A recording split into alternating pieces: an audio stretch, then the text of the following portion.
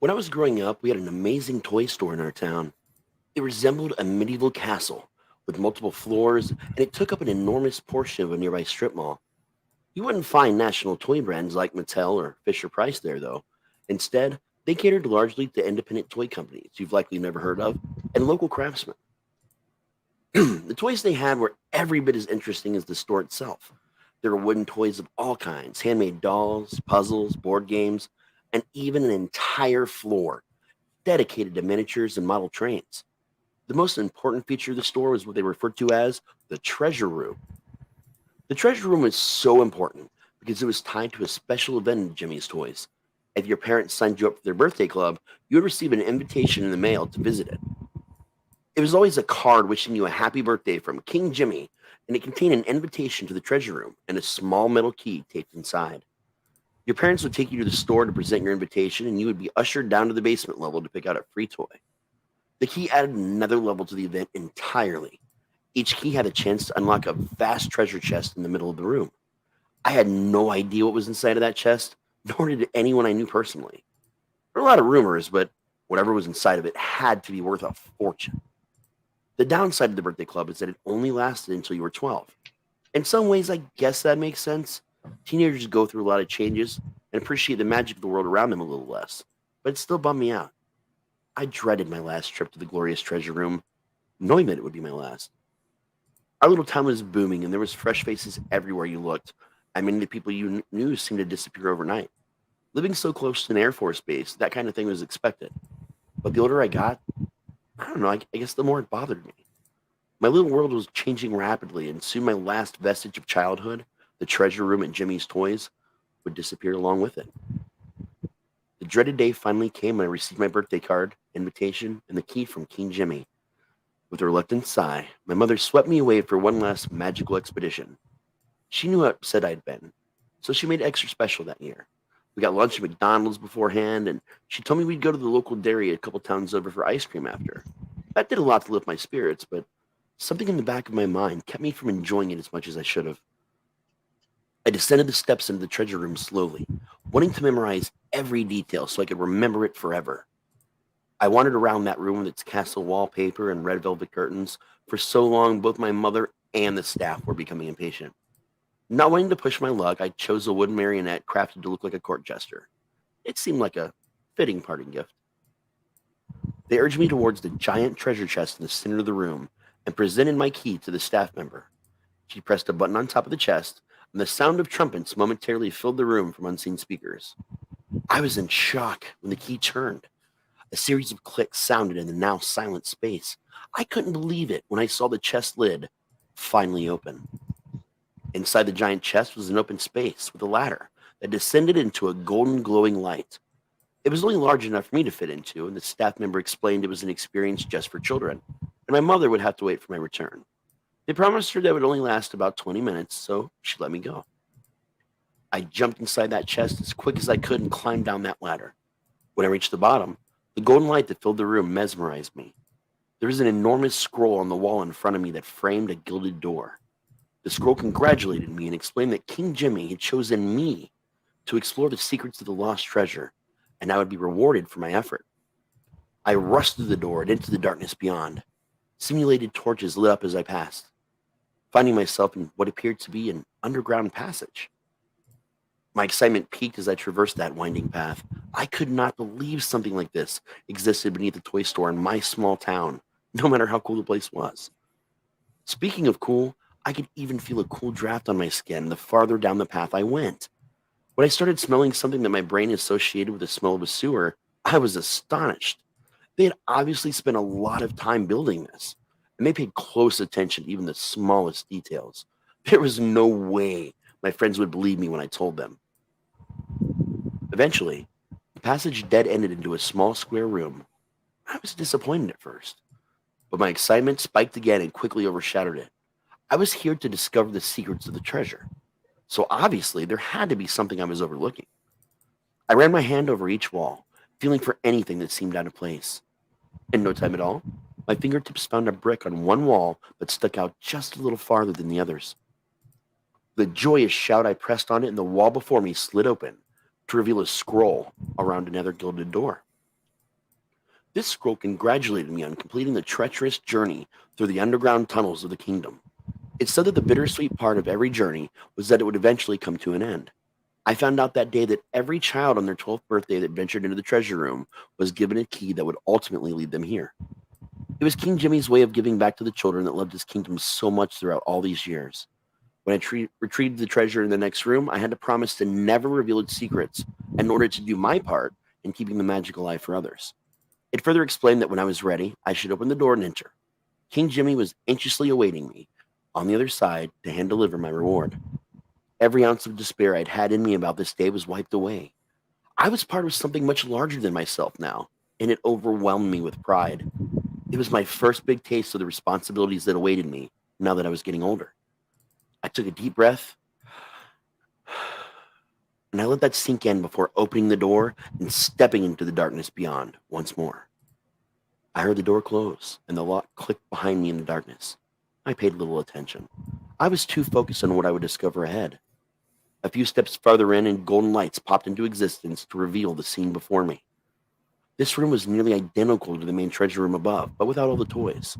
In the center of the wall in front of me sat an animatronic king upon his throne before a closed golden chest. Thinking back on it now, it reminds me of the creepy king you see these days in the Burger King commercials. There's something off about that strange, ever-present smile that creeped me out just a little. When I approached King Jimmy, I could hear the whirling mechanisms that eventually brought him to life. He greeted me with a simple wave, and his mouth moved along with a recorded message, thanking me for finding the lost treasure. He invited me closer and asked me to kneel next to the box before him. I hurried into place, my eyes focusing on the golden chest next to me. I only looked away when I sensed movement extremely close to my head. I looked up and noticed that King Jimmy was placing a fake sword to each side of my head as the message informed me I would now and forever be a knight of his kingdom. It was time for me to open the chest and claim my destiny. When King Jimmy moved back into a neutral position and ceased to move or speak, I opened the box. I thrust my hands inside to claim my prize before my eyes could register its contents. I had submerged my hands into a foul-smelling substance that had the look and consistency of warm raspberry jelly. Just as it oozed over my skin and several sets of human eyeballs fought their way to the surface, I heard a door open next to King Jimmy's throne. A man dressed in a dirty old court jester costume emerged and yanked me to my feet. I could smell the same foul stench from the treasure chest all over him. Still in his grip, he forced me into his arms and carried me into the room beyond the throne. The bells on his costume made a dull jingle with every step he took, as if many of the bells were broken or somehow prevented from making their usual sound. As shocked as I was, I knew this had to be a part of the lost treasure story. Finding the treasure had been way too easy, so surely there had to be some final challenge. Maybe the court jester character was trying to steal King Jimmy's throne. The inside of this room looked more like a dungeon cell, solidifying my belief that this was part of the experience. He shoved me up into a child-sized cage that hung from the ceiling and locked within.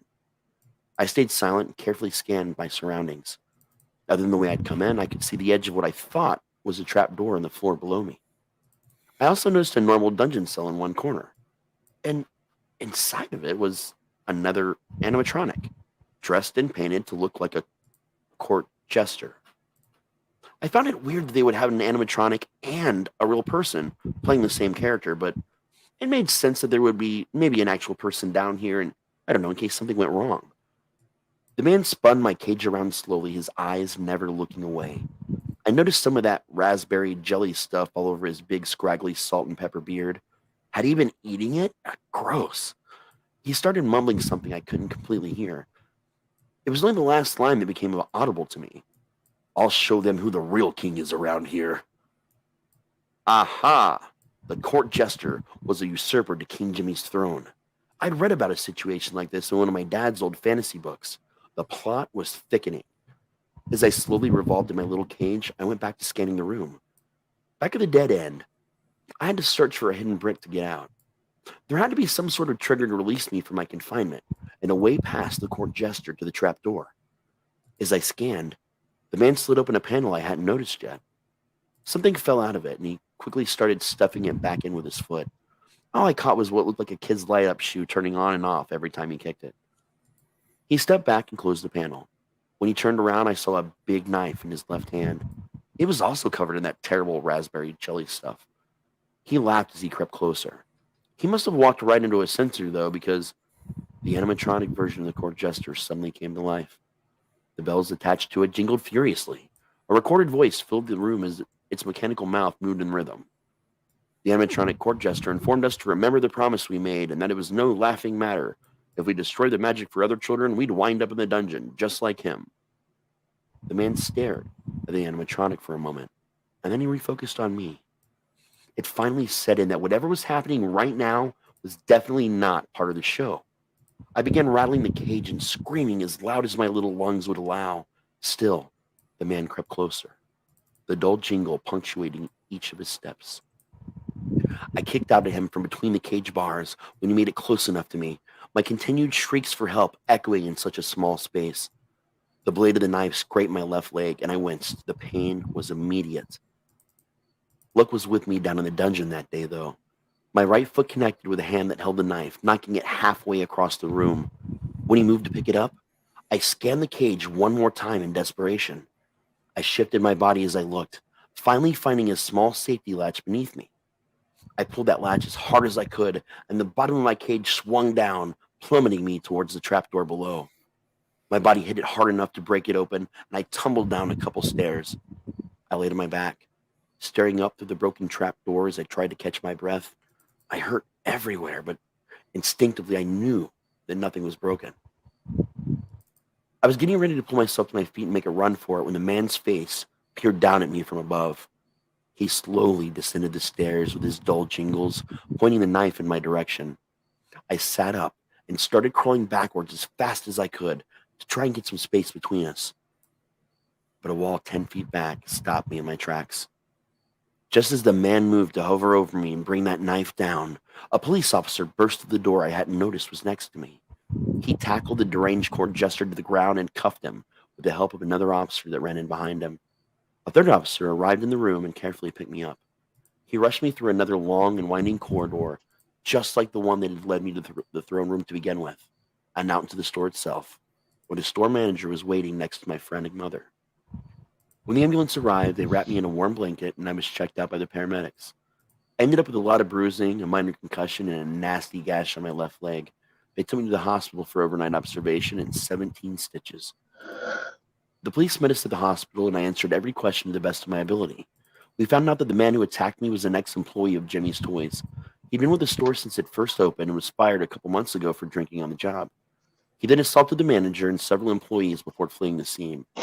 They've been able to find him until now.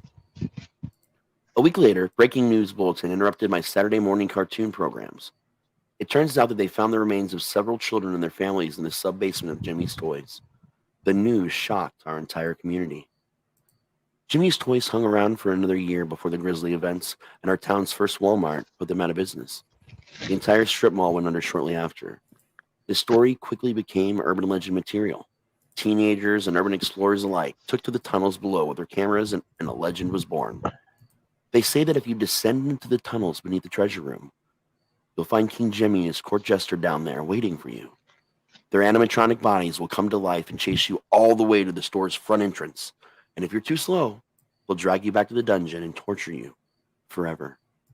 The castle for Jimmy's Toys still stands there to this day, enticing those who pass by to come inside and discover the secrets of the lost treasure.